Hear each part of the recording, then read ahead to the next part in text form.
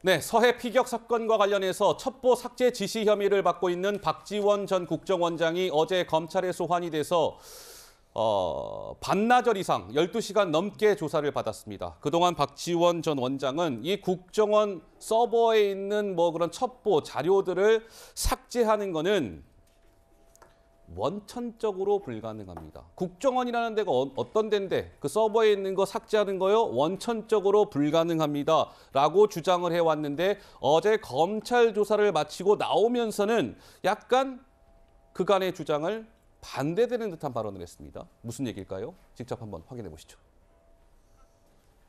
공유 문서에 삭제해도 메인 서버에 남는다니까요. 공유 문서를 그러니까 원본 자체를 삭제한다는 건 애초에 시스템적으로 불가능하다는 말씀이시군요. 불가능해요. 이걸 삭제한다고 해서 삭제가 안 돼요. 이 국정원을 그렇게 간단한 조직으로 보시면 안 됩니다. 오늘 검사님이 수사를 하면서 보니까 그 삭제가 되더라고요. 통합 시스템인가 오늘 들어보니까 삭제가 가능하더라고요. 데이터베이스 서버가 몇 개가 있더라고요. 그러니까 데이터베이스 거기에는 다 저장이 돼 있지만은 실제로 업무적으로 활용하는 것에는 삭제도 가능하고 고침도 가능하더라. 그래서 그걸 안 거예요.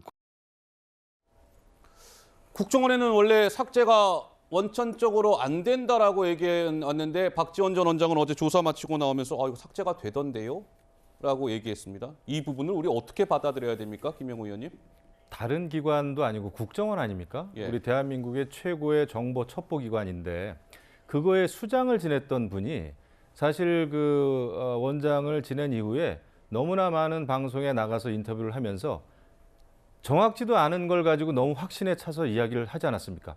그러니까 문서를 삭제할 수가 없다. 삭제라고 하는 것이 존재할 수가 없다라는 것을 굉장히 강한 톤으로 얘기했단 말이에요. 그러고 나서 지금 검찰 조사 받고 나서는 삭제가 또 가능한 것으로 이번에 처음 알았다고 그러는데 저는 그 정보원의 그 수장이었던 그 박지원 원장이 굉장히 무책임했다 생각을 합니다. 무책임했다? 예, 문서의 삭제 여부는 굉장히 중요합니다. 이번에 특히 제가 볼 때는 사실 문정부 5년 동안에 많은 일이 있었죠. 많은 정책도 있었고 탈원전도 있었고 소득주도 성장 정책도 있었습니다만은 제가 사실 봤을 때 문정부 5년 동안에 있었던 가장 그 남북 관계를 상징적으로 보여주는 거, 또 한반도 평화에 대해서 상징적으로 보여주는 거, 또 대한민국의 어떤 정체성을 상징적으로 보여주는 그 사건이 바로 서해 공무원 피살 사건이에요. 이 피살 사건을 월북했다라고 하는 확증도 없으면서 그것을 단정해가지고 대국민 발표를 하지 않았습니까? 저는 이 사건이야말로 문재인 정부 5년 동안에 있었던 가장 비극적인 사건이다. 그 정책성을 훼손하는 그 상징적인 사건이다. 그래서 이 사건은 굉장히 과학적이고 철저하게 수사가 이루어져야 된다. 그런 차원에서 박지원 전 원장의 이런 그 무책임한 발언은 제가 볼 때 온당치 않다 생각합니다. 박지원 전 원장은 그럼에도 불구하고 본인은 국정원의 서버에 있는 첩보 그 자료 같은 걸 삭제를 지시한 적이 없다라는 주장을 굽히지 않고 있습니다. 근데 오늘 동아일보 보도에 따르면 한번 보시죠.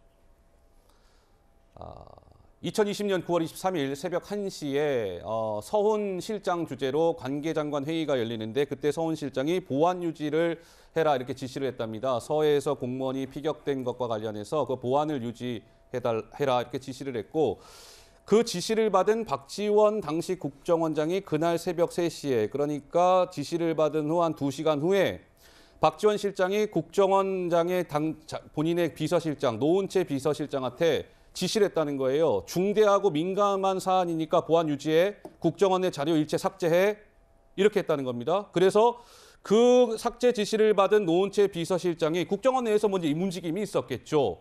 그날 오전 11시 37분에 국정원의 자료 삭제가 완료됐고 보안 유지 교육이 실시됐다. 동아일보 보도입니다. 우리 구자영 차장 한 말씀 하시죠. 네, 저는 앞으로 이제 박지원 원장님이 어떤 말씀을 하셔도 그냥 믿기가 좀 어려울 것 같습니다. 그렇습니까? 네.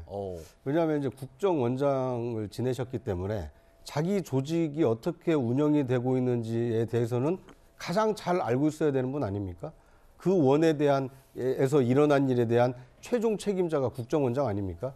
그런데 그 데이터가 삭제되는지 되지 않는지조차도 이제서야 파악이 됐다는 거 아닙니까? 검찰 조사받으러 가서. 저는 원장을 지내시면서는 과연 국정원을 얼마나 현황을 파악을 하고 조직이 어떻게 유기적으로 움직이는지 잘 알고 운영을 하셨는지 그것마저도 지금 약간 그 의구심이 드는 상황입니다. 지금 박지원 원장의 이 그 삭제가 되느냐 안 되느냐의 문제보다 더 심각한 것은 검찰이 왜 46건을 삭제했다라는 46이라는 구체적인 숫자까지 그 제시를 했겠습니까? 그것은 누군가의 어떤 지시를 이행한 사람, 그래서 몇 건을 삭제했는지를 카운트를, 숫자를 셌기 때문에 나올 수 있는 숫자 아닙니까? 그건 박지원 원장이 몰랐다, 지시하지 않았다 이렇게 얘기해서 끝날 문제는 아니고 당시에 있었던 사람들, 그리고 그 사람들 간에 주고받은 어떤 그 얘기들 이런 것을 통해서 입증이 돼야 될 문제이기 때문에 앞으로 박지원 전 원장의 경우에는 검찰 수사가 진행이 되면 될수록 굉장히 좀 어려워지지 않을까 이렇게 예상을 해봅니다. 네, 오늘 동아일보에서는 또 그런 기사도 있더군요. 박지원 전 원장에 대한 검찰 조사가 어제 있었고 박 전 원장에 대한 구속영장이 아마 청구가 검토가 되고 있다. 뭐 이런 기사도 있었습니다. 예, 우리 박수현 수석 한 말씀하시죠. 김영우 의원님하고 구정 팀장님은 박지원 원장의 저 발언을 가지고 신뢰할 수 없다 이렇게 말씀하셨는데 오히려 우리는 더 신뢰해야 된다고 생각을 합니다. 그렇습니까? 왜 그러냐면 본인이 내가 잘못 아는 게 있었어? 라고 하는 것을 솔직하게 이야기하지 않습니까? 그리고 저 국정원에 있는 것은 박지원 원장은 일관되게 지금까지 해왔던 얘기는 뭐냐면 실무적 삭제가 가능한 그런 시스템이나 프로그램을 원장이 다 알 수는 없죠. 다만 그 원본 시스템을 계속 기준으로 얘기를 해왔어요, 저분이. 그래서 우리 저 국방부 장관도 국회에 와서 뭐라고 했냐면 국방부에는 원본이 그대로 다 남아있고 열람도 가능하다라고 국회에서 이야기를 했잖아요. 똑같은 시스템이죠. 자, 박지원 원장은 그러나 실무자들이 그걸 뭐 정리하고 하는 그런 시스템까지 알 수는 없었을 거고요. 다만 그런 것도 있다더라고 저분 스타일대로 통 크게 다 인정을 한 것이죠. 그렇기 때문에 오히려 나는 박지원 원장이 저렇게 당당하게 솔직하게 그런 부분까지 이야기하는 것은 오히려 신뢰의 기준이 된다. 이런 생각을 하고요. 그리고 이제 보안 유지 지시를 했다라고 하는데 그 당시에 전부 한 300여 명이 알고 있는 그런 내용들이었는데 그것이 정리된 다음에는 전파의 범위를 좁힐 필요가 있고 그것을 보안을 유지하라고 하는 이야기로 지시를 했다는 것 아닙니까? 그런데 그런 내용들이 아니라 저렇게 보안 유지하라고 지시했다, 삭제 지시했다, 또 비서실장은 삭제 지시 받은 적 없다고 증언하지 않습니까? 그렇습니다. 그렇기 때문에 이 문제도 좋습니다. 기왕에 이렇게 된 일이니 명명백백하게 김영우 의원 말씀대로 과학적으로 다 조사를 해보지만 그러나 결과적으로 원본이 전부 다 남아있는 것을 삭제한다고 무슨 뭐 드러나지 않는다고 그걸 숨기기 위해 삭제 지시를 했겠습니까? 알겠습니다. 뭐 지금 어쨌든 뭐 박지원 전 원장 구속영장 청구가 검토가 되고 있다고 하니 한번 살펴보기로 하고 서훈 실장은 뭐 지금 구속 기소가 되어 있는 상황이니까 이제 재판이 진행되지 않겠습니까? 서해 피격 사건 워낙에 이게 뭐 논란이 됐던 사안이기 때문에 재판 과정을 통해서 명명백백하게 그 사실관계가 드러날 겁니다. 차분하게 지켜보겠습니다.